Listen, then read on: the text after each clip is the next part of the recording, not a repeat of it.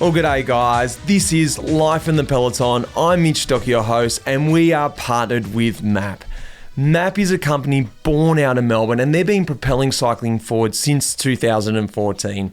The founders came from different disciplines and industries: graphic design, fashion, and technical apparel design. But it's not only their cycling apparel that is rad. I'm absolutely loving getting around their casual range too.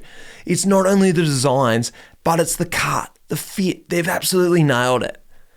Well, we've got a really interesting podcast for you this week. Dr. Alan Lim, the founder of Skratch Labs. Now, I tipped this as a bit of a tech episode for you guys, a chance for you to send in some questions, and Al and I will try and unpack them for you. We do get into it, but first, it's Alan's story. The Skratch Labs story. It's one to hear. Al has experienced a lot in pro cycling, and he was there in the tainted period during the mid-2000s.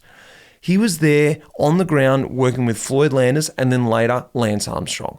It's great because Al goes there. He gives us a bit of background on his time in the sport before he was a cast off and everyone turned their backs on him.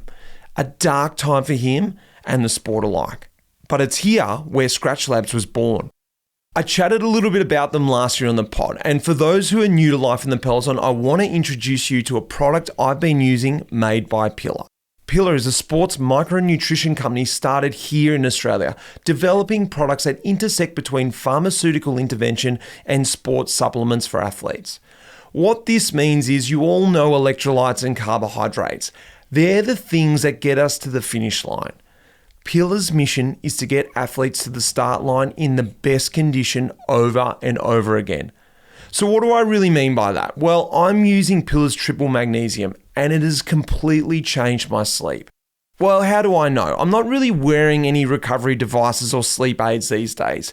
Where I notice it is when I do take Pillar opposed to the nights I don't. There is a noticeable difference in the deepness that I sleep. I really feel like I'm being woken up from a slumber.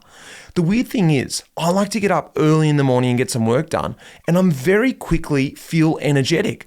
And I start the day on the right foot because I've had that deep rest, good sleep quality.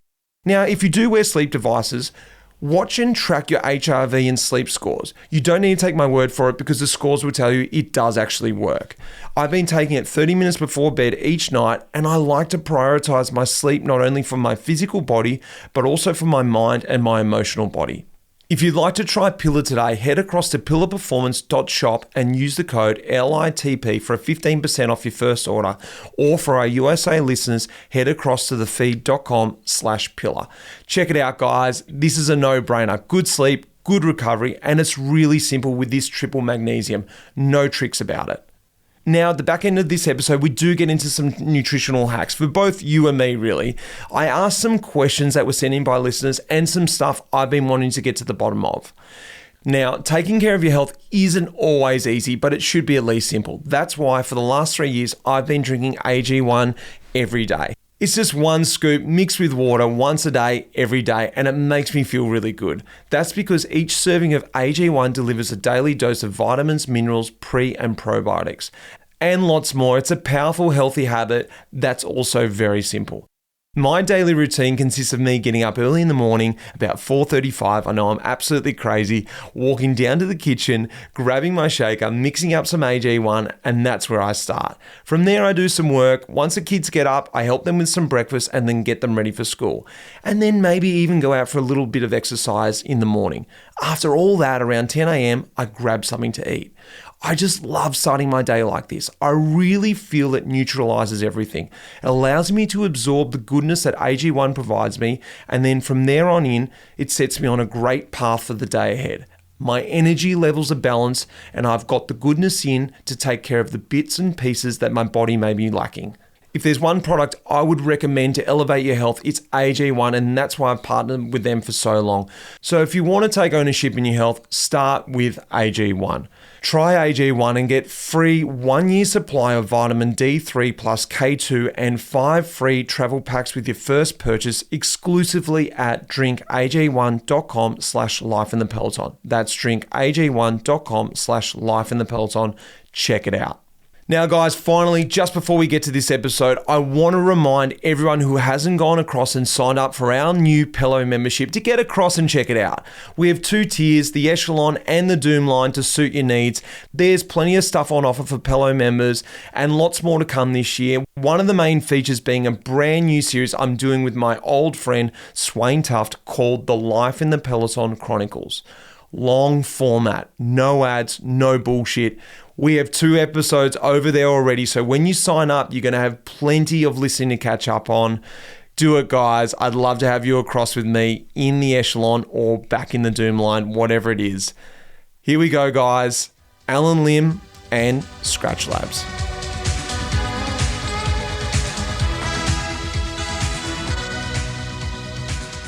Dr. Alan Lim, or I prefer to call you Al. It seems funny. You seem just too down to earth to be a doctor. No, nothing against any doctors out there, but you're just easygoing guy. Al, great to have you on the pod. Thank you very much. Thank you for having me. And I think that I'm easygoing as a doctor because it's a doctorate in exercise physiology, not a medical degree in your rash. Exactly. Thank you for saving me there. Let's start, right? And I know you've told this story a lot of times, but I find it really interesting. And we we're just talking just before we put this on. The last time we caught up was in the pro world. I was over racing with EF Pro Cycling, and you came in, did an amazing thing. You captured us after a long, hard day. Boys couldn't be bothered listening to anyone, let alone you at about 8 or 9 o'clock at night. Yet after about 4 or 5 minutes, you had us captivated talking about your story into the world of pro cycling. Tell me a little bit about that part of your life, because you were into coaching, you're working in the pro world. Yeah, like most of us, our connection to cycling starts at a very young age. It was a form of personal freedom for me growing up in Los Angeles. I was really inspired by the 1984 Los Angeles Olympics and just wanted to ride my bicycle. I raced a bit, wasn't that great, but I still loved it. And I learned very early on that I might be more useful by helping others. I got really interested in exercise physiology as an undergrad at UC Davis. I had some incredible mentors as a coach. A guy named Dr. Wigbert Tsai, who, like myself, was also Chinese from the Philippines. And for me, growing up in America, riding bicycles, there wasn't a lot of representation for someone like me. So I found a lot of inspiration and some great coaches. Went to the University of Colorado at Boulder, found some other great mentors. Dr. William Burns was my mentor through my master's and my doctorate. We started the Applied Exercise Science Laboratory together. And there was always this vision that I had of measuring the actual load associated with sport and trying to better understand how we could quantify this very nebulous thing that was still at the same time very intuitive, you know?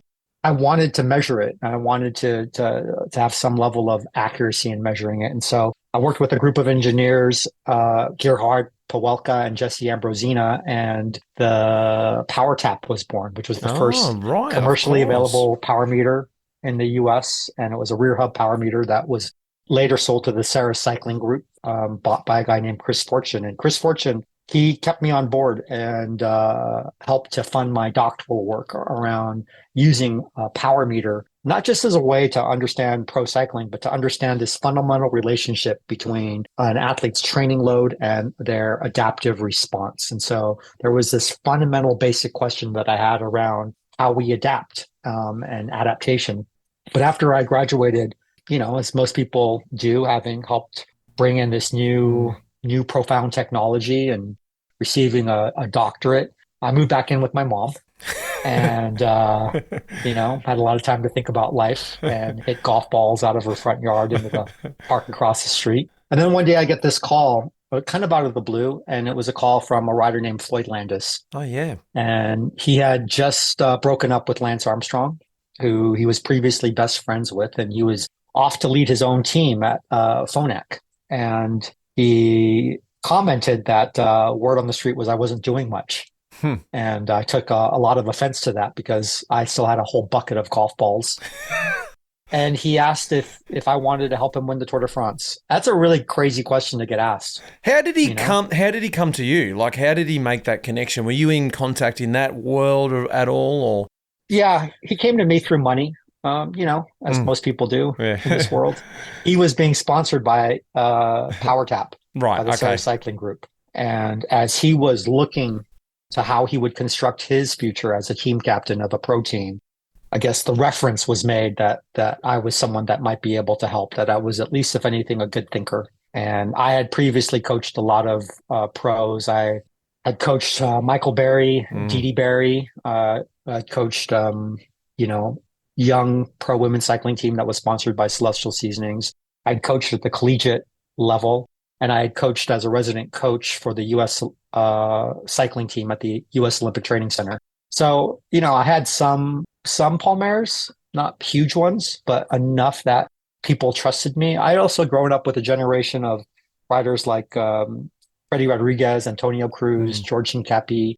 We had all grown up racing together. And so, I think people were familiar or comfortable with me. And, I had all of this knowledge about power. No one yet had ridden a power meter throughout a whole entire Tour de France. And so maybe there was this sense that, hey, I could help Floyd gather this data. We would have more insight than others. And maybe this insight would give us a competitive advantage. It was all a guess. We were shooting from the hip. It was uncharted territory.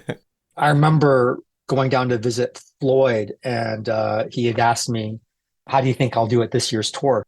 Had you been coaching him at that point? No, we were still dating and still trying to understand if we could work together. And I was in LA. He was in down towards Temecula. So I drove down there to meet with him and to have a face-to-face conversation. And when he asked me how I thought his prospects were at the tour, I wanted to not, necessarily blow sunshine up his ass, but at the same time, give him some confidence. So I said something to the effect of like, oh yeah, I think that if things go well, you have a shot at the podium. And holy cow, like smoke literally started coming out of his ears. Like I've never seen someone change mood so quickly. And he literally stood up and said, if you don't believe that I can win the Tour de France, then you need to get the hell out of here right now. Oh, wow. Right? Yeah, right. It was all or nothing. He didn't have a dimmer switch. Cool. It was all or nothing. Realizing that he was cuckoo, I was like, okay, maybe I just need to get out of here. Like, whatever, that's fine. But he calmed down and he went into his bedroom and he brought out a stack of pieces of paper. Each paper was a single graph paper. There was a whole stack of them, and each sheet of paper represented exactly 1 month of handwritten notes on his training. So this was his training diary. And it was a training diary that he had kept since he was maybe 15 years old, since he was a junior. Same format. Puts this stack of papers in front of me and says, have a look. And I start thumbing through years of training. Was it and good I come stuff? Upon these years. Was it well recorded? Was it even useful? It was really well recorded. Every single line was 1 day. Every single piece of paper was 1 month. And it was, time. It was some measure of intensity, whether it be RPE or heart rate. It was,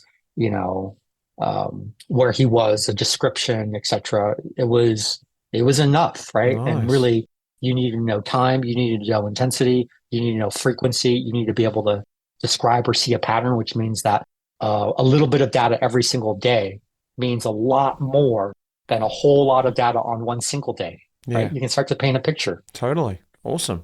And I get to this section of these training diaries, these training notes, and in each little column, in each row, there were 2 entries. And I said, Floyd, why are there 2 entries? And he said, well, on the right is what I did, and on the left is what I saw Lance do. And I literally at that moment thought to myself, holy cow, we can win the Tour de France. Wow. Right? Like, I can put this together. We can paint a picture. When he was training with Lance, he'd be watching. He'd be watching and he'd be writing everything down. Cool. He took meticulous notes about what they did and about the process. He also took a lot of meticulous notes on the use of performance-enhancing drugs. Yep. And that was really disturbing. And that was really dark. And that was really, I think, sad and traumatic for me to see. And I knew that was a possibility of what I was walking into. I didn't know how to interact with that. And I think that Floyd was very, very kind in trying to keep me out of that world. He wanted a confidant. He wanted someone that could be there in his training, someone to discuss training with, someone to record data, somebody to do the math. The way he put it to me was, Lance has a whole entire team of sports scientists and coaches and doctors, etc. And he's like, if you want to be my one person, let's have at it. the intensity of that world at that time and that arms race was really too much for me to bear. And it grated at me. And what grated at me more was this idea that even if I didn't have to be involved in any of it, that I knew about it. And that if I tried to talk to people about it, there was no conversation to be held or had. There was such a strong and intense omerta. That tension against the tension of me wanting to live this dream, be part of something that was bigger than myself, that was really, really hard to reconcile. And I think that I got very, very lucky. I got very, very lucky because the one person who was willing to listen to me about this was Jonathan Botters. And about maybe 4 or 5 months into this whole thing, we started having some serious conversations about how messed up everything was and about whether or not we could make it better. He ultimately offered me a job on the TIA CREF team with this idea that, hey, maybe we could start over with a young group of kids and eventually bring a team back to the tour clean. And so it was weird, right? Because I had this association with Floyd, but I ended up, within a couple of months of working on the Pro Tour, working for Jonathan. And we ended up writing a grant to the World Anti-Doping Agency around this idea of maybe looking at biological markers associated with performance-enhancing drug use rather than looking for the drugs themselves. And maybe this could be our platform to change things. For me, I wanted to change things. I wanted to help, not just because it was close to my own sense of sport, right? But it was also because I didn't see a bunch of kids trying to cheat when I saw doping in sport. I saw a bunch of kids being forced to do things with their bodies that they didn't want to do. I saw coercion. And that for me was more violent than some asshole who's just trying to take a shortcut. And that was much, much darker. So Jonathan and I embarked. We went from TIA CREF to Slipstream, started the Garmin program. I became the kind of director of performance and sports science, helping to try to manage our entrance into the tour. And it was really bringing on riders who had a history of doping, but wanted to change. The spokesperson for that was Miller. And I learned a lot from those riders. And I remember sitting them all in a room one day and just asking them, how do we win the tour? I don't know how to win the tour. I've never raced the tour. I don't know how this works. The experience taught me that collaboration matters. We live in a world where at the time where there wasn't a lot of transparency. There was also a lot of ego, a lot of people trying to bluster that they knew the secret formula. There was this idea that, I just finished a 5-day training block. I'm going to take a day off. I'm going to start another, 10-day block. And I'd be like, I don't know if you're really doing that. And when we actually really started to press the riders about how many days they could train hard before they felt tired, instead of the thought that it was 5 or 7 or 8 or something that mimicked a stage race, it was more like 2. Yeah. Right? Like, what point in a stage race do you feel like shit? Pretty much after the first day. Practically. This preconcept of, like, I had it myself, like, we should do 3 days. That's the block. I was at 3 days and we weren't at 5, whatever, but it was always 3. I was like, why is it 3? Why is it not 2? Why is it not 1? Why not we monitoring fatigue?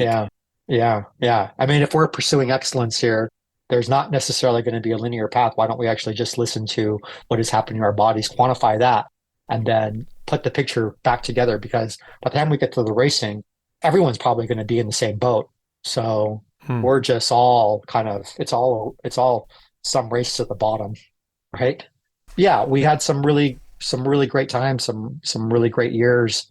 By this point in time, I think that our blustering around being a clean team, and I don't know, I think there was this maybe implicit nature around that message that was us throwing the rest of the Peloton under the bus, which I don't think people appreciated. I mean, how do you go around saying we're clean without implicitly stating that everyone else is not? Yeah. Right. And that doesn't cast really well against competitors. And I don't think it casted well with Lance, because even though he was retired, he was still the big image of everything. And he decided to come back. We competed against him while he was on Astana in 2009. And at the end of that tour, there was this conversation that that we started about whether or not I might be able to come and work for Lance and help him, with the systems and the techniques and the ideas that I had learned at Garmin. And I think there was this lesson that I had, that we fall into this presupposition around labels. We believe that performance enhancing drugs work because they're called performance enhancing, without actually asking ourselves if they actually do anything positive or negative. While it's clear that pharmaceuticals can have direct mechanisms on certain aspects of our physiology, it is also true that it takes many different components of our physiology to create one emergent performance. And so if you look at, say, the oxygen cascade responsible for delivering oxygen to a mitochondria to make ATP, to make a muscle contract, there are so many steps from when that oxygen actually enters your mouth, whether it can be diffused across the lung, whether it can be picked up by a red blood cell, whether it can actually be delivered, whether it can actually then help to develop that ATP, whether that muscle contraction is so efficient that you don't produce so much heat that now the bottleneck is actually that you're too hot, or whatever else, whether or not the tactical situation in a race.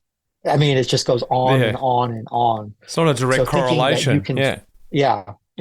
So thinking that you can fix one link in that complex chain and enhance performance, I think was a big misnomer, especially when changing that link also comes with it the possibility that you have a lot of other side effects, both physical as well as psychological. Yeah, it's funny. Like, I think there's no doubt that a statin will lower your cholesterol, but will lowering your cholesterol actually reduce your risk for having a heart attack? And is there not maybe a dietary intervention that might lower your cholesterol as much as a statin will? So what is it? Is it the easy road or the hard road? And how do you manage that? I think what I learned on Garmin was that if we could manage the system naturally, we could get better performance. If we slept better, if we train more intelligently, if we had better meals, if we didn't get sick because we freaking washed our hands. Yeah. Right? General hygiene. You might be able to, general hygiene, like take a freaking shower when you get on this freaking bus and have a liter of salty water. Clean yourself. Don't get saddle sores, things like this. Things that put us out of races that we can't work out why. It's like I've done all this training and all of a sudden I'm out of the race because of a saddle sore. That's right. And so for me, I became really fixated not on marginal gains, even though I think that was a story that was popular to tell in the media. I became really fixated on bottlenecks. What's the bottleneck? Is the bottleneck that you miss your wife? And is the bottleneck that we have a culture where our family can't come to training camps? Well, screw that. Let's go to a training camp and let's bring our family, bring your kids. I don't know. Like, they can go hike. We're going to go train. We'll have dinner together at night. That feels pretty good. Breaking down like this tradition, this sort of idea of what pro cycling was and had to be for such a long time. Yeah, that's right. I think that getting approached by Lance to rethink the model a little bit, that was super exciting. But it was also really, really scary because Lance was Darth Vader in a world where we tried to position ourselves as Luke Skywalker, right? And it was like, oh shit, he is my dad. Nice one. But, and it was, I had an attachment to the riders I worked with. Long story short, there was also a big financial component to it all, right? And there was obviously, a desire on my part to have capital. You can call it greed. You can also call it, hey, I've been working as a trainer for not a lot of money for a long time with a lot of education, having made a lot of change without a lot of recognition, or at least not a lot of financial recognition. Yeah, there was a lot of tension in that as well. But, long story short, I went to work for Lance. It was in and of itself a really phenomenal experience, but the federal investigation on Lance started, and by association, that detonated my career. And I became very, very quickly persona non grata in the sport of cycling. People love to hate someone, and I became the trendsetter in that department. Soon after the 2010 Tour de France, found myself benched, found myself no longer able to coach, no longer wanted, no longer needed, kind of the bad person that was responsible for all of the evil in sport. For all of it, And that was tough. The amount of vitriol that was spit at me was really, really, really hard and really sad. And it was during this time that, maybe the only person who really still believed in me or wasn't afraid to be associated with me was this kid named Ian McGregor, who had formerly been on the Slipstream and TAIA squads, who was a phenomenal talent, who was also at the end of his career because of iliac endofibrosis. And so Ian and I would sit around my house, in part thinking that the world would not take care of us, and in part trying to figure out how to take care of ourselves.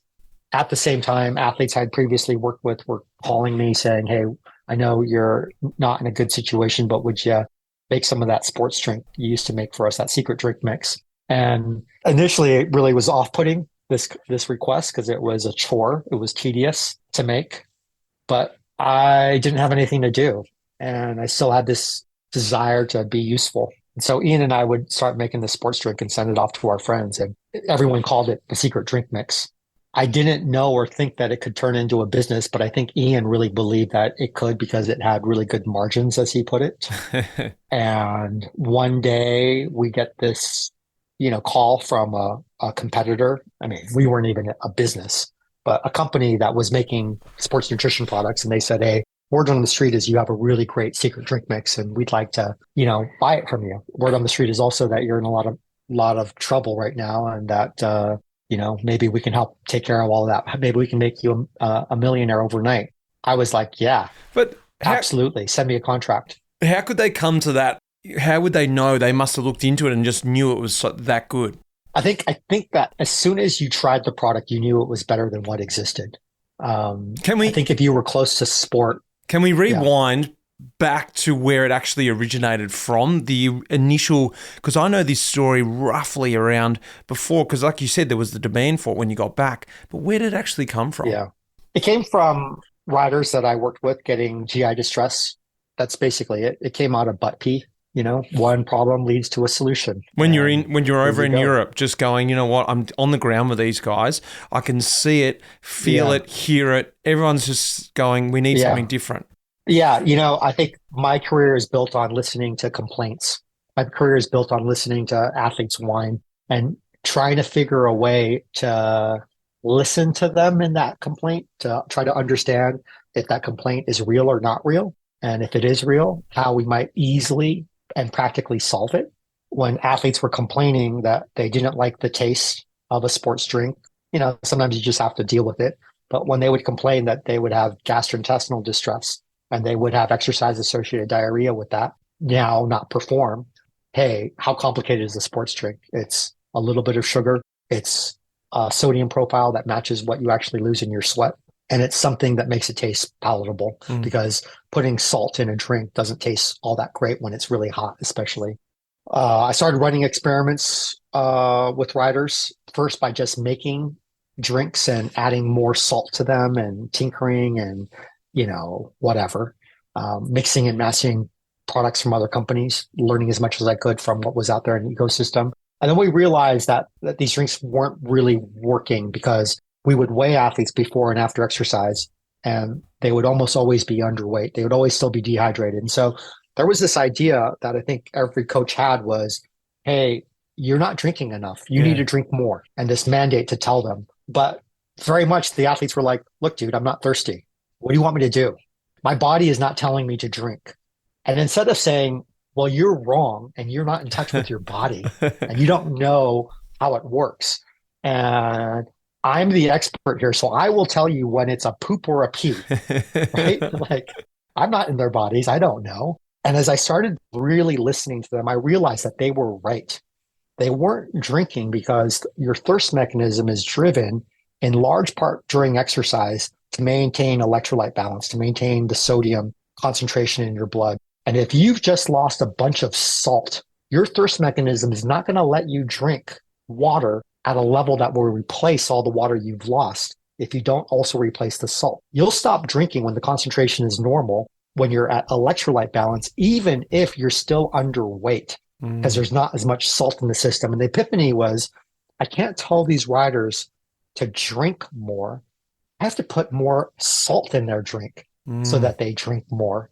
And once that realization was made, we could back calculate out how much salt they must have lost if we knew how dehydrated they were. And what we saw was that there was variability. Some athletes lost a lot of salt. Other athletes did not lose a lot of salt. So now I was kind of screwed because I'm realizing, whoa, there's a differential amount of salt here. How do I fix this? And so initially we made 3 drinks at the tour. Water, a sports drink with about 800 milligrams of sodium in it per liter, and a sports drink that had like about 3,000 milligrams of sodium. Wow. We called it a hyperhydration or a really salt bomb, because I then had to communicate with soigneurs who were just like, screw you, buddy. Like, you want me to make 9 different drinks? And then they had to distribute it in the race to the different guys and whatever. That's right. And so the protocol became this. If you were low sodium sweat loss, you drank some combination of water and sports drink. And it was your responsibility to keep track of that ratio. If you knew that for every 4 bottles of sports drink, you needed 1 bottle of water, that was your job to figure out from the car and from your teammates, etc. If you were on a high part of sodium loss and you knew that for every 4 bottles of sports drink, you needed 1 big salt bomb, it was your responsibility to drink 1 salt bomb for every 4 bottles. And effectively, you're titrating in the correct amount of sodium for each rider's over 3 options: water, sports drink, high salt sports drink. It was a simple solution. And it was making these drinks for Garmin that we felt like we had a competitive advantage. Did you see that? Did you actually see that sort of the whether they were winning races or not? You guys were recovering, the guys were feeling better in general? What I saw was that the guys stopped complaining. What I saw was that what we drank was no longer a discussion. That freed up our ability to have discussions about things that they were now complaining about. You move forward. And I don't think in sport you ever know if what you do works or not. But I think you know if someone is bitching and moaning. Yeah, totally. And that's all I was trying to do. I was just trying to give space so that once we figured something out, we didn't have to think about it or reinvent it again. Once we found the right tire pressure, okay, we're moving forward. Is anyone complaining about the tire pressure? No. Are we having a discussion about it? Then no, it's no longer an issue, right? What is most urgent? What is most important? What is the issue list of the day? And if you can eliminate the issues and never have that conversation again, you've succeeded. So then take us back to where we were talking about before, that this company had discovered that this is actually something really good and we need to harness this. Where were you at that point? I was in a point of desperation. I was in a point of real loneliness. I was in a point of darkness. I was willing to do whatever it took to start over again and maybe cut ties with the sport. It was heartbreaking. It was traumatic. I wasn't sure what was going to happen. So I was really looking forward to this, this little gift that kind of fell out of the sky. But I get this contract from this company, and nowhere in the contract does it say you are now a millionaire, please sign here. It's just preferred shares, this, that, stock, blah, blah, blah, blah, blah, blah, blah. And I had to hire a lawyer to decipher it for me, this IP lawyer named Jason Hasselmeyer. And we met at an outdoor cafe in Boulder, a place called Spruce Confections. And as he was reviewing this contract with us, a bird flew overhead and literally shat on the contract. And so, long story short, Skratch Labs started because of magical bird poop. That bird poop gave both Ian and I pause. And we asked ourselves, can we trust ourselves enough to try to do this by ourselves? Even when you're in this spot, this dark moment, you really had to go, yeah, am I ready for this? Are we going to do this? Yeah.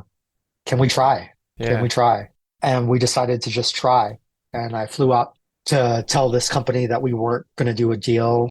The next day, I'm at this charity event at Levi's Grand Fondo, and I bump into Gary Erickson, the founder of Cliff Bar. And I tell him the story about the bird, and he tells me the story about how he started Cliff Bar. And 2 hours later, we're both crying. He's like, you got to try. And I'm like, I try. And I go on the ride, on Levi's ride, and I bump into my old college roommate, Sleepy, Aaron Foster, call him Sleepy. And I'm like, Sleepy, what are you doing? And he's like, what are you doing? Like he was working as a stand-up comedian at the time. So I'm like, dude, I got a funny story for you. And I tell him the story. He thinks it's funny. And in the midst of it, I'm like, hey, Sleepy, how do you start a business? He's like, I don't know, man. He's like, how much of this do you have? I'm like, dude, on a good day, I can go to the hardware store and put all the ingredients in a food safe paint bucket and use the paint shaker and make like 100 pounds. And he's like, okay, well, you make 100 pounds, you sell 100 pounds, you put the money you make in this thing called the bank.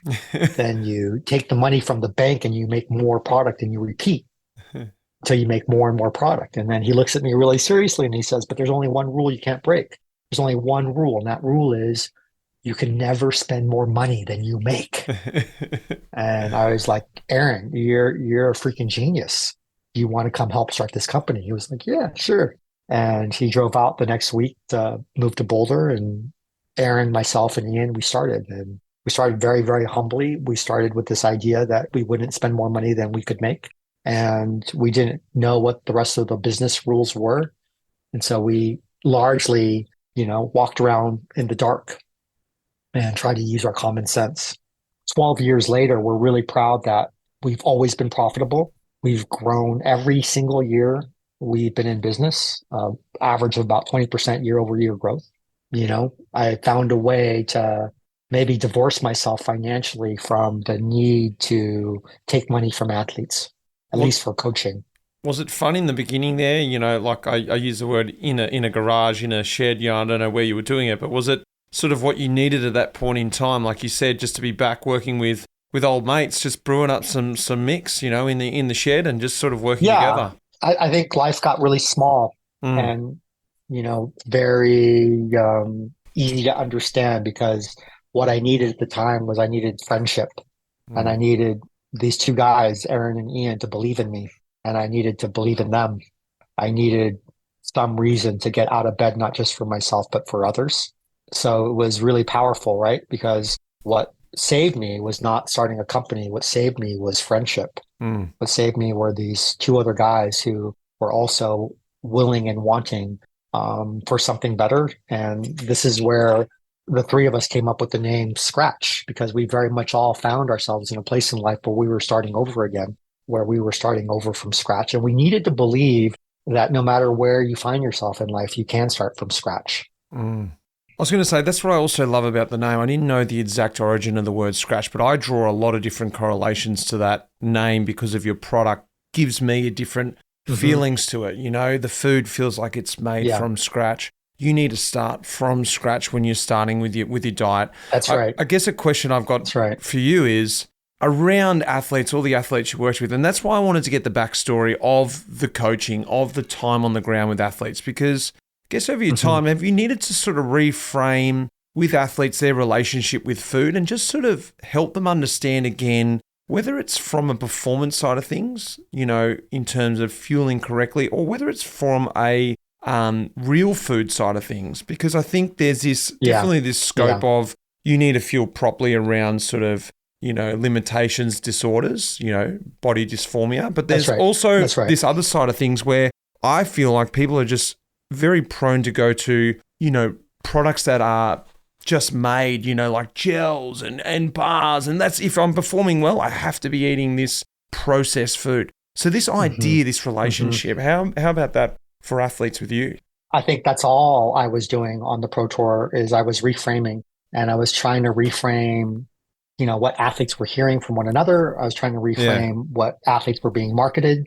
I was trying to reframe all of these really, kind of broken expectations that directors, coaches, etc. had for athletes. I mean, whether it be around body weight, whether it be around, the look of what a pro cyclist is supposed to be. There's a ton of implicit bias. You probably know that if you go to training camp and you get a haircut before training camp, that the directors treat you better. Yeah. They treat you better because you look just a little more fit than everyone else, right? A bit leaner. How stupid is that? I mean, that's so stupid. Well, there's just even... I'm going to get a haircut. Well, what about just what's on your plate as you walk to the table? It doesn't matter if you've fueled up before you come down to the dinner table. It's what is seen on your plate in that one dinner serving. That's right. That's right. That's right. So, I think that again to the idea of what were the bottlenecks, what I saw was that there was an imbalance between our technocentric perspective around food, around what science could teach us about nutrition, versus the ethnocentric approach, which is what our moms can teach us about food, right? What culture teaches us about food. And we need to keep those two things in check. I do think that the technology around food never beats the taste of food, never beats the camaraderie of sitting around a dinner table, telling jokes and sharing stories. And that only happens when you've got beautiful, delicious food that brings people to that dinner table. I learned very, very early that having a sports drink that was less complicated, less sugar, more sodium, less flavor, that was paired with real solid food, rice cakes, boiled potatoes, muffins, sandwiches, that worked better than a lot of gels or a lot of liquid forms of carbohydrate. Because at the time, the technology wasn't quite ready for it. I think it's better now for sure. And so we were always trying to balance it. I was trying to have really open discussions about REDS, relative energy, deficit syndrome, about osteoporosis and osteopenia in the population, about, the dysfunction that can happen with that kind of energy deprivation and that desire to make weight. In women, it shows up as amenorrhea or cessation of menstrual cycle. In men, it shows up as a change in bone density, a drop in testosterone. The same hypopituitary gonadal axis disorder happens in both men and women, but there's a more obvious sign in it in women. So it was always labeled as maybe kind of the female's athlete triad. Now it's been relabeled as REDS, and that was always a big issue. What for me I saw most though was the red flag of athletes eating by themselves in isolation, because the easiest way to have an eating disorder is to hide it from others and to eat by yourself. Yeah, right. It's hard when you have to be in front of your teammates and have those issues.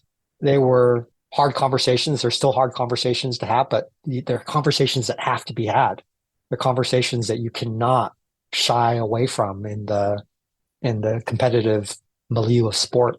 I think then, like hard to get that across the line in the professional world. But one thing I'm understanding now outside of that is now going to these events, these gravel events, and being back in the local community, people generally, and I use this word loosely, are riding because they enjoy it. It's something they give them psychologically, endorphin release, whatever. But also, there's a big element to lose weight, to stay trim. Yet, it's almost counterintuitive that what they're hearing sometimes from us or from other people is to fuel properly around these events. Eat all this stuff they think they're not allowed to do. How about sort of helping people understand about fueling when in their mind they're thinking, I shouldn't be eating because I'm trying to lose weight when I go riding? Yeah. I mean, you like literature. Yeah. You like a good story. Every great story in the world is fraught with contradiction and duality. You got to fuel. You got to be skinny. There's this tension, right? Yeah, but totally. I love this quote from F. Scott Fitzgerald when he said, the test of a first-rate intelligence is the ability to hold two opposing ideas in one's mind and still retain the ability to function. And that's what you're speaking to. There's a balance. It has to be done slowly. Has to be done cautiously. Can be done with others, and it can be done as part of a social system. And I think that's when it becomes okay, right? When we're not in a dysfunction together, but looking out for one another, and we have friends and coaches, mentors that look after us, because we can't see it necessarily in ourselves all the time. And obviously the culture might be negatively influenced, and you have a bunch of people around you that are telling you that you got to get leaner. You might have a whole nother set of friends like your parents and your family who are saying you got to eat more. And there's tension in that. And I think that probably your friends and family are more right than others. Right? So you got to have people that you can trust, and you have to listen to yourself and find a way that ultimately makes you happy. Well, talking about that, let's get back to Skratch products. And the Skratch Labs, they started with the hydration, as you spoke about, the secret drink mix. But very quickly, and when I sort of met you, I think it was Tour of California, maybe 2013, early days of Skratch Labs, and you were on the side of the road, it could be another year, side of the road handing out these rice cakes. And I was just like, I don't know who that guy was. I don't know what these things are, but these things are awesome. And they were just real food. I like to use it. And it's very simple. We hear that word a lot, but it really was real food. It was rice, flavored rice in a bit of foil. And that's something you've always preached, and even to your products today, introducing real food, whether it's green matcha or, protein, you've got probiotics in it. Tell me a little bit about this sort of, I guess, ethos from you. Like, yes, it did start with the drink mix, but then when it filtered into food, tell me a little about this transition. That transition usually happened at the milk race in Ireland. You ever do that race? I never did it. I've heard a lot about it. It's a fun race. It's a great community. And we arrived at the milk race with TIA Craft, and we didn't get our shipment of sports nutrition. I was, pressed with this. How do I feed these riders when we don't have our gels? We don't have our bars. We don't have our blocks. We don't have all the things that we normally rely on. And one of the athletes, because we were in Ireland, made this comment like, dude, we'll just eat potatoes, man. They're everywhere here. And I was like, yes, we will. And every morning I boiled these little new potatoes, these tiny little potatoes. Would walk into the hotel kitchen, just boil a big tub of them. And then while they were really piping hot, we would cut them in half, douse them with olive oil, salt, and Parmesan cheese. And they were so hot that the Parmesan cheese would melt and crust over them. And then we would wrap it up in paper foil. We ended up, Danny Pate ended up winning that milk cross. And it was all like potatoes. And the athletes didn't complain about GI distress. They felt good, had enough energy, and they enjoyed themselves. And it tasted great. And we were even in the car, like eating these little potatoes the whole day. And Mike Friedman got in a fight with this Irish rider and took a potato out of his pocket and threw it at him. And this Irish rider was so stunned that he got a potato hucked at him that he didn't know what to do. The fight was over. Mike won. I'm just imagining it was comedy. I'm imagining these guys opening it up, and trying to be a team, trying to go pro, all this sort of thing. You're trying to be really cool and whatever, and opening up your thing and you got a potato there. I just love that. Yeah, exactly. But it also speaks to the fact that, these guys trusted me, and I think they trusted me because they knew that I cared and that we were all in it together and we were just trying our best. Yeah. So that's where all of a sudden I started really thinking about what are other ways that we can keep these athletes happy and use food, not just as fuel, but as motivation, as there was a lot in it. I think it's really powerful. Like, I remember hearing this story, whether this is true or not. Sky back in the day, they were taking the guys down to Tenerife and they were doing this training. They were making these shakes that had everything you needed in it that you needed every day. Calories, vitamins, nutrients, whatever it was. And they were just drinking shakes, right? But they took out the element of the enjoyment of eating. That's a big, you can probably tell me the psychology about that is we eat because it's social, because we enjoy it. It gives us more than just what the energy gives us. The food gives us. Let me tell you a story. I had this friend, right? He was a cop and he ends up getting shot and, they think he's going to die. But they end up putting his brain and his body into a robot suit, right? And they're like, well, how do we feed him? So they make this goop that they would just kind of like pump into him every day. They end up calling him RoboCop. It was quite a dramatic story. And he was never the same. He was never really happy because he never really got to eat normal food. They would just pump him up with this RoboCop shake every day. It was terrible. It's really awful. Kind of like Team Sky. There you go. Exactly right. Robo Riders. That's what we're doing. That's not a true story. That's a movie. Oh yeah, I know. A movie. Yeah. Sorry. Brilliant. Sorry. I mean, but it is hilarious, right? It is. It's like, what the hell are we doing? That's right, and it's like it seems like it's the. For whatever reason, it was a great idea. We've got this breakthrough. Why are we wasting time eating? Let's just, put this. Have you ever been to California? Have you ever had a burrito? I have, especially your ones after the race. How good is that? Yeah. How good is that?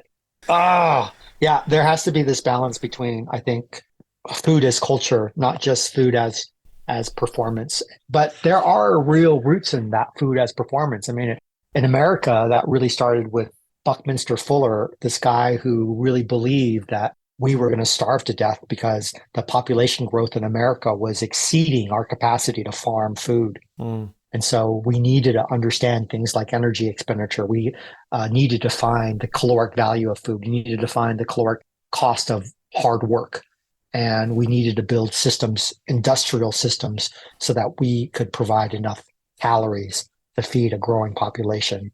And that's when the world of work physiology began, human performance began, everything we know about sports science began because of this fear of starvation.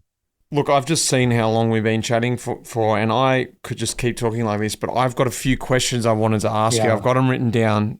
Sure. Al, do you mind if Let's hit it. Well, there are a few people sent them in. Not at all. My first question is, nutritionally, what has been the breakthrough in pro cycling in the last decade? You know, what have been the biggest flops? What have been the biggest hoax?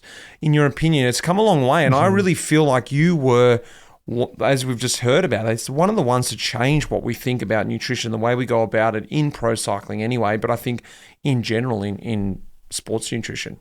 Yeah, I'll give you both. Look, there are always two answers when it comes to nutrition. Sometimes science, sometimes grandma. And I'll try to give you a science answer and I'll try to give you a grandma answer. I think that, on the cultural side, it is this recognition of how important it is and how performance enhancing it is to eat as a team, to eat with others, to not eat in isolation. There is so much good psychosocial evidence out there that we do better when we don't eat alone. And for teams to recognize that, for sports people to recognize that, if they care about performance, then you're going to care about sharing your meals with others. It will enhance your performance. I think on the science side of things, maybe two things are really amazing innovations to me. One is the innovation of highly branched cyclic dextrin, which is a very, very complex carbohydrate where the glucose units are linked together in the same manner by which our own body links glucose units to create muscle glycogen. That innovation is an innovation that started out somewhere in 1905, 1910 by a Japanese fellow who recognized that the glycogen often spilled out in oysters or mussels in broth could be very anti-inflammatory and set off to, try to build this molecule. Wasn't until 100 years later that his company, Glyco, which was a candy company because he needed a way to fund all this carbohydrate research, and Glyco were the inventors of something called the Pocky Stick, which is this little dipped chocolate candy or cracker or whatever the hell it is. In about 2010, with using recombinant technology where they're able to recombinantly manufacture the enzyme responsible for linking glucose units in the muscle, they were able to then use that branching enzyme to create highly branched cyclic dextrin. And that carbohydrate, which is very soluble but has a very high caloric density, makes it possible to more readily drink a lot of carbohydrate without getting gastrointestinal distress. So that's a big innovation. Is this what we're seeing in your superfood mix? Yeah, that's what we see in the super high carb mix that we make. And I was never very confident about putting a lot of calories in a drink mix until that innovation happened. This is why when I was on the Pro Tour, we mostly handled it with solid food, using the stomach as a reservoir that could then trickle in calories more consistently. So there are more ways to solve a problem than just some technological breakthrough, right? We used rice cakes, potatoes, little sandwiches, along with a lower calorie sports drink that had higher sodium levels when I was in the Pro Tour. But now you can use a combination of food as well as have a lot of liquid only type solutions. What do you think has been a bit of a hoax, something that you've seen and maybe even believed in, only a few years ago, that you've sort of now got more research and just seen yourself in practice hasn't been a great sort of road? It's always with nutrition, I believe, and a lot of other things that we find out later down the track. I wouldn't say this is a hoax, but I would say that it hasn't vetted out the way that I think people thought it would, and that would be the world of ketones. Right? I think there was a period, probably a time frame that you experienced where the hot ticket was some sort of keto acid along with your normal nutrition program when you were racing. I think that, the idea of ketones may do something in tricking the brain into thinking it's okay, and that may unlock some central fatigue type of stuff. Whether or not it helps to enhance fat oxidation in a competitive environment where carbohydrate still rules because of the intensity and the surges that happen, whether or not it improves recovery, I don't know. But what I do know is that athletes aren't waking up in the middle of the night saying, "Where are my ketones?" But athletes are getting stressed out when they don't have enough carbohydrate. On the right? back. What do you think? But I don't know. I'm kind of far away from it to know anecdotally. I haven't seen it vet out well in the literature.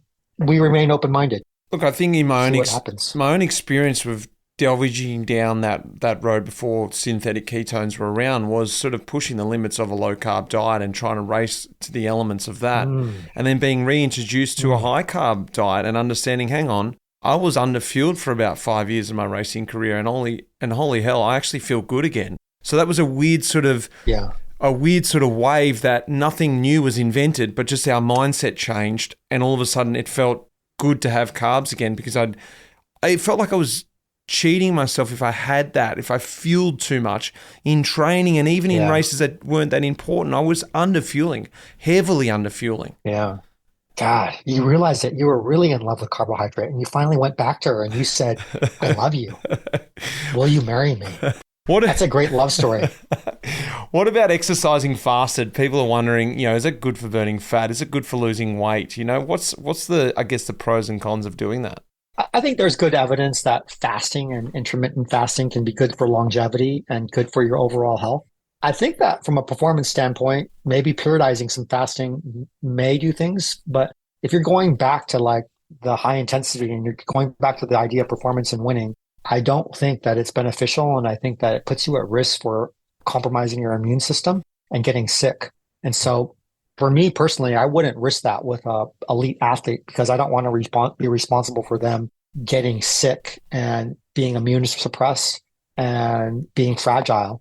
I'm going to let the weight come off slowly. I'm going to let the weight come off in a way that it doesn't hamper their bone density. If they're a female athlete, then I'm going to be looking at both bone density and I'm going to be looking at a consistent menstrual cycle. I don't want gaps to open up or for there to be amenorrhea.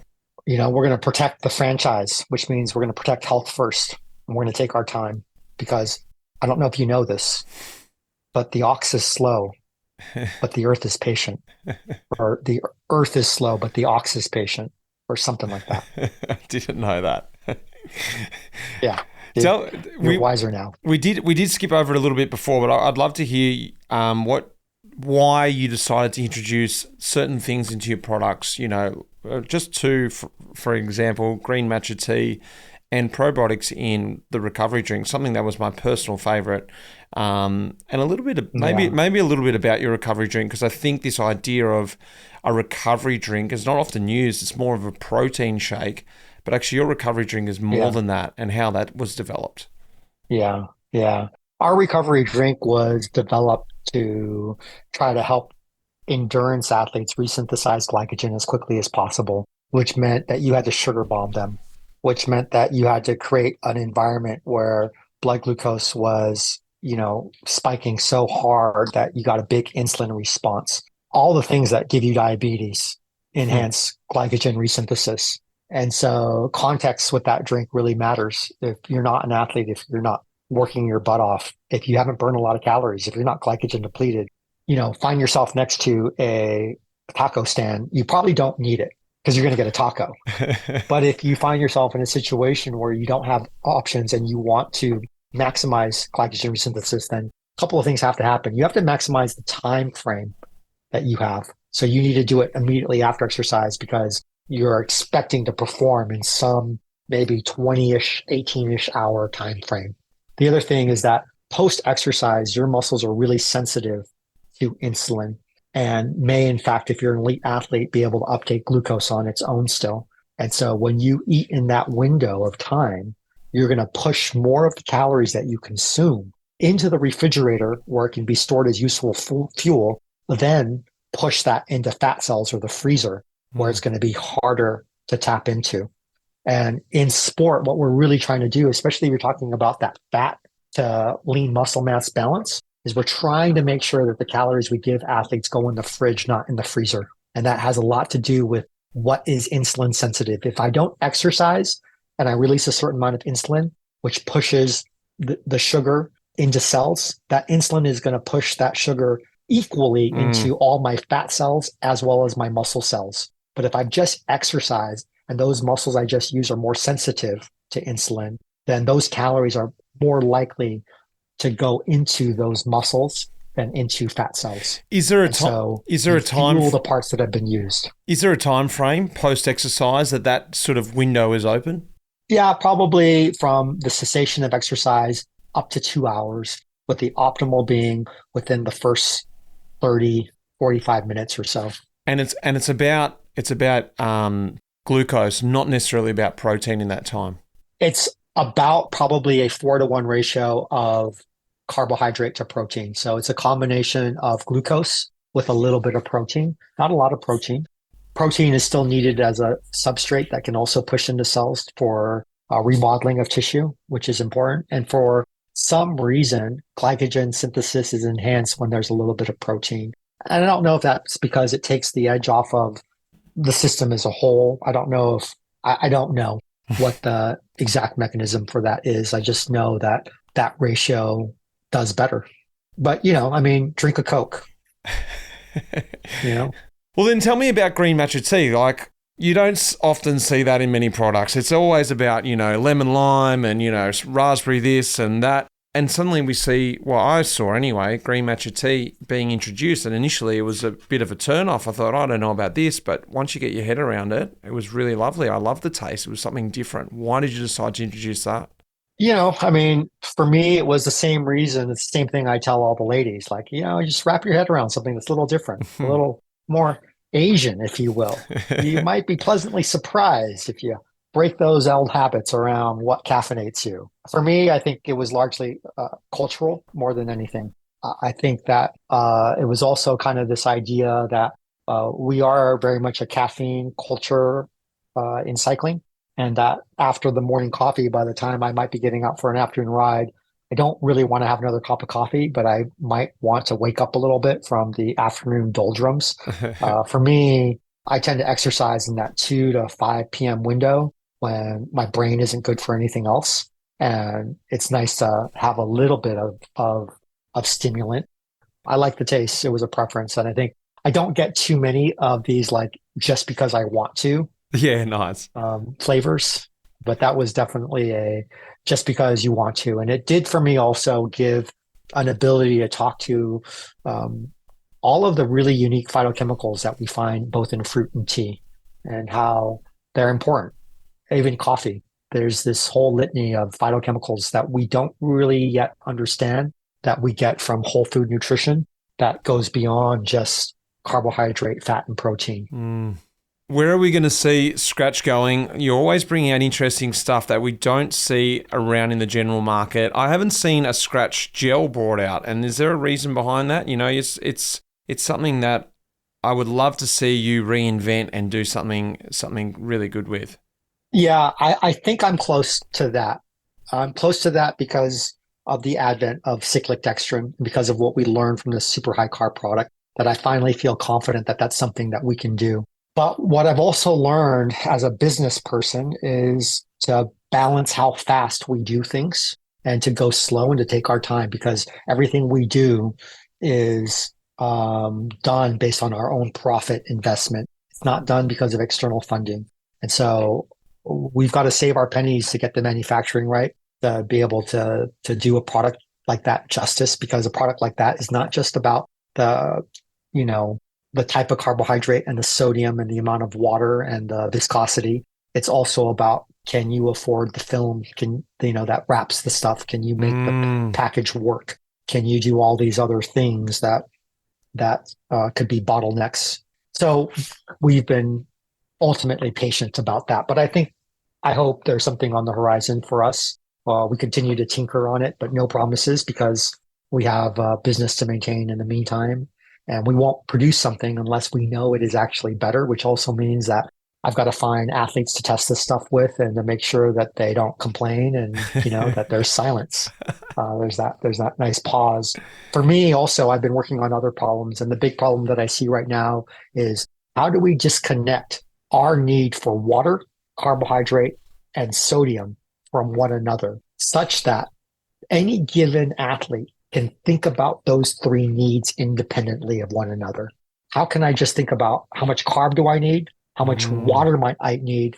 How much sodium might I need? And right now, what I kind of messed up in our product set was having products that dealt with many different aspects of sport. So like our hyper, our wellness, our sport, our high carb, and all of a sudden it becomes really confusing. What's next for us is a simplification of our product line where we have our sport drink mix, which is just a sports drink, everyday sweating, hydration, blah, blah, blah, blah, blah. We have our high carb drink mix, which is the higher carb side of it. And then what I needed to manipulate the salt of those two products is I needed something with just electrolyte and fruit that tasted good that could be easily mixed with those two products. So in March or so, we'll come out with something we call everyday drink mix, which is basically a 0-calorie electrolyte and fruit only product that was designed so that I could customize the sodium in either our sport drink mix or our high carb, and now not only meet the individual demands of an athlete, but also create something that was in itself a preload. So we can add a bunch of that electrolyte to our sport drink mix, and now we have something that is saline that someone can drink right at the start of exercise, like our hyperhydration that expands blood volume without needing to pee. That's perfect. That's just simplify it all, and exactly what I'm looking for on a day-to-day basis when I'm not out riding or, racing, loosely call that. It's just something eating a lot of calories, right? Yeah, well, just to also keep me, hydrated, exactly on the right line. So a simplification of our product line is coming.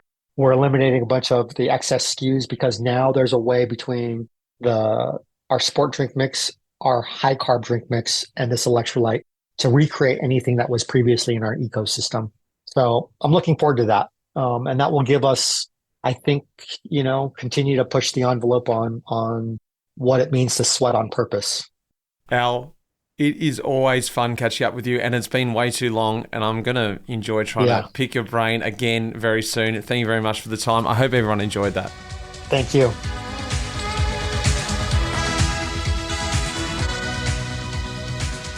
Well, what a great pod that was. A great story. Al is such a great guy to listen to, and he's got a great story to tell. The story of Skratch Labs, but all that stuff before Skratch even started. I loved hearing from it. I love chatting to Al too. Once we pressed stop on the recorder, we chatted probably for another 45 minutes as well. Guys, a massive thanks goes out to our partners, MAAP, the Life in the Peloton team, and of course, Red Bricks Media, who put this podcast together for you guys. Big thanks to Will Jones. But of course, you guys too. I love hearing from you. Send in your feedback. I want to hear some suggestions. Do you like it? Do you not like it? What do we need to bring you guys? Send it in and I'll try and make it happen. Next week, we've got a talking look for you. Like I said at the start of the episode, sign up to the Pelo to get more pods. These are big boy episodes, so get across, have a listen to them if you're a member.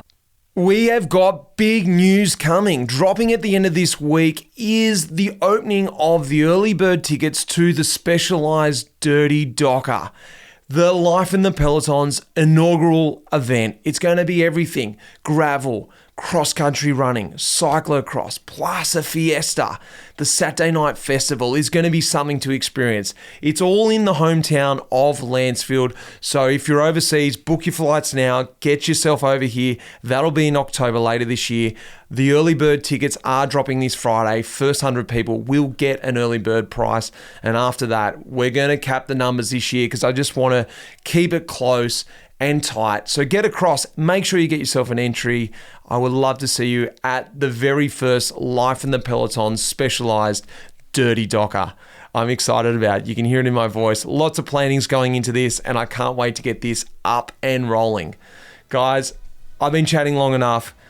Look forward to speaking to you next week on the podcast.